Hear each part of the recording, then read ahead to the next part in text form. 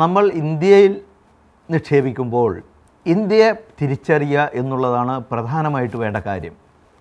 ഇന്ന് 8% എല്ലാം GDP ഉള്ള രാഷ്ട്രങ്ങൾ വളരെ പരിമിതമാണ് ഇന്നത്തെ ലോകത്ത്. ലോകം മുഴുവനുള്ള സാമ്പത്തിക സ്ഥാപനങ്ങളും നിക്ഷേപകരും ഇന്ത്യയിൽ നിക്ഷേപിക്കുവാൻ വേണ്ടി വെമ്പൽ കൊള്ളുമ്പോൾ പ്രവാസികളായിട്ടുള്ള നമ്മൾ എന്തിനു മടിച്ചു നിൽക്കണം എന്നാണ് എനിക്ക് ചോദിക്കുവാനുള്ളത്. കാരണം ഇന്ത്യ മറ്റു വികസിത രാജ്യങ്ങളുമായി താരതമ്യപ്പെടുത്തുന്നു. വികസ്വര രാജ്യമായ ഇന്ത്യ വളരെയധികം പ്രത്യേകതയുള്ള ഒരു രാഷ്ട്രമാണെന്ന് നമ്മൾ മനസ്സിലാക്കണം. ചൈന പോലുള്ള നമ്മുടെ നേരെ മുമ്പിൽ ഉള്ള ചൈന പോലുള്ള നാടുകളുമായി താരതമ്യപ്പെടുത്തുമ്പോൾ അവരുടെ ഉൽപ്പാദനത്തിൻ്റെ ഏകദേശം 65% കൂടുതൽ അവർ കയറ്റുമതിക്കാണ് ഉപയോഗപ്പെടുത്തുന്നത്. വിദേശ നാടുകളെ ആശ്രയിച്ചാണ് അവരുടെ സമ്പദ് വ്യവസ്ഥ. അതേസമയം ഇന്ത്യയുടെ ആഭ്യന്തര ഉൽപ്പാദനത്തിൻ്റെ ഏകദേശം 70%-ഓളം ഇന്ത്യയിൽ തന്നെ ഉപഭോഗം നടത്തുകയാണ്, കൺസ്യൂം ചെയ്തു പോവുകയാണ് ചെയ്യുന്നത്. 30%-35% മാത്രമാണ് നമ്മൾ കയറ്റുമതിക്ക് വേണ്ടി ആശ്രയിക്കുന്നത്. അതുകൊണ്ട് തന്നെ ഇന്ത്യ വളരെ വലിയ ഒരു കമ്പോളമാണ്. മാത്രമല്ല, മറ്റൊരു പ്രധാന ഘടകം, ഇന്ത്യയിലെ ജനങ്ങൾ, യുവജനങ്ങൾക്കാണ് ഇന്ത്യയിൽ ഭൂരിപക്ഷം.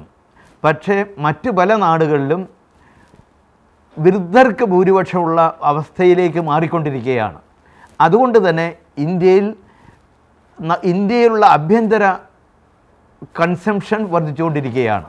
മാത്രമല്ല, വിദ്യാഭ്യാസപരമായി വളരെ ഉന്നതിയിലേക്ക് എത്തിക്കൊണ്ടിരിക്കുന്ന ഒരു സാഹചര്യം നമ്മൾ കാണുകയാണ്. ഇന്ത്യയിൽ അത് ഉണ്ടായിട്ടും വേൾഡിനെ മനസ്സിലാക്കാത്ത, അല്ലെങ്കിൽ ഇൻ്റർനെറ്റ് എന്തെന്ന് അറിയാത്ത ലക്ഷോപലക്ഷം ജനങ്ങൾ ഇന്ത്യയിലുണ്ട്.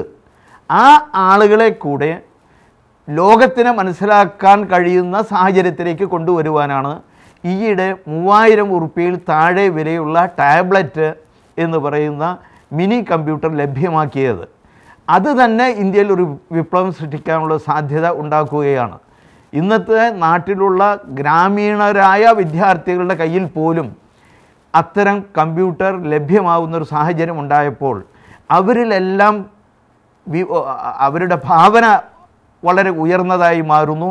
അവർക്ക് ലോകത്തെ മനസ്സിലാക്കുവാൻ സാധിക്കുന്നു. അതുകൊണ്ട് ലോക നിലവാരത്തിലേക്ക് ഉയരുവാൻ ശ്രമിക്കുന്ന ഒരു സാഹചര്യം നമ്മൾ ഉണ്ടായിക്കൊണ്ടിരിക്കുന്നു. അതുമാത്രമല്ല, ലോകത്തുള്ള പല കമ്പനികളും ഇന്ത്യയെ ഒരു ഉൽപ്പാദന സെൻറ്ററായി മാറ്റിയിരിക്കുകയാണ്. അതുകൊണ്ട് പല ഉൽപ്പന്നങ്ങളും ഇന്ത്യയിൽ ഉൽപ്പാദിപ്പിച്ച് അവർ ഇന്ത്യയിൽ നിന്ന് കയറ്റുമതി ചെയ്യുന്ന ഒരു സാഹചര്യം ഉണ്ടായിരിക്കുകയാണ്. ഇങ്ങനെ നോക്കിക്കഴിഞ്ഞാൽ ഇന്ത്യയിൽ നിക്ഷേപിക്കുവാനുള്ള സാധ്യതകൾ വളരെ കൂടുതലാണ്. ഇന്ത്യയിൽ സമ്പദ് വ്യവസ്ഥ ഉയരുവാനുള്ള എല്ലാ സാധ്യതകളുമുണ്ട്. അധികം താമസിയാതെ നമ്മൾ മനസ്സിലാക്കേണ്ടത്, 1 ട്രില്യൺ എക്കോണമി ആയിത്തീരാൻ നമ്മൾ ഏകദേശം 60 വർഷം എടുത്തെങ്കിൽ, സ്വാതന്ത്ര്യ ലബ്ധിക്ക് ശേഷം 60 വർഷം എടുത്തിട്ടാണ് ഇന്ത്യൻ എക്കോണമി 1 ട്രില്യൺ ആയത്. പിന്നീട് 6 വർഷം കൊണ്ട് 2 ട്രില്യണിലേക്ക് എത്തുന്ന സാഹചര്യം നമ്മൾ കാണുന്നു. അതേസമയം 2020 ആകുമ്പോഴേക്ക് ഇന്ത്യൻ എക്കോണമി ഇന്നത്തെ തലത്തിൽ മുന്നോട്ട് പോവുകയാണെങ്കിൽ 9 ട്രില്യണെങ്കിലും ആയിത്തീരും എന്നുള്ളതാണ് വിഭാവനം ചെയ്യുന്നത്. ഈ 2 ട്രില്യൺ എക്കോണമി ആയപ്പോൾ തന്നെ ഇന്ത്യയിലെ ജീവിത നിലവാരം എത്ര ഉയർന്നിട്ടുണ്ട് എന്ന് നമ്മൾ മനസ്സിലാക്കണമെങ്കിൽ 60കളിലെ ബ്ലാക്ക് ആൻഡ് വൈറ്റ് സിനിമകൾ നമ്മൾ കണ്ടു കഴിഞ്ഞാൽ നമ്മളുടെ ഇന്ത്യയിൽ അല്ലെങ്കിൽ കേരളത്തിലെയൊക്കെ ജനങ്ങൾ എങ്ങനെയാണ് ജീവിച്ചിരുന്നത് എന്ന് നമുക്ക് മനസ്സിലാക്കുവാൻ സാധിക്കും. ഇന്നത്തെ ജീവിതം നമ്മൾ നേരിൽ കാണുന്നു.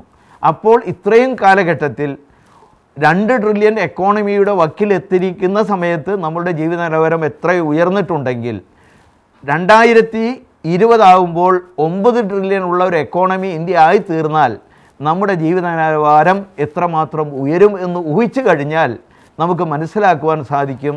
ഇന്ത്യൻ സമ്പദ് വ്യവസ്ഥയുടെ ഉയർച്ചയിൽ പങ്കാളിയാവണമെങ്കിൽ നാം ഓരോരുത്തരും ഇന്ത്യൻ മാർക്കറ്റിൽ നിക്ഷേപിച്ചേ തീരൂ. അതുകൊണ്ട് ഇന്ത്യയുടെ വളർച്ചയിൽ പങ്കാളിയാകുവാൻ ഓരോ പ്രവാസിയും ഇന്ത്യൻ ക്യാപിറ്റൽ മാർക്കറ്റിൽ നിക്ഷേപിക്കണമെന്ന് ഇത്തരുണത്തിൽ ഞാൻ ഓർമ്മപ്പെടുത്തുകയാണ്.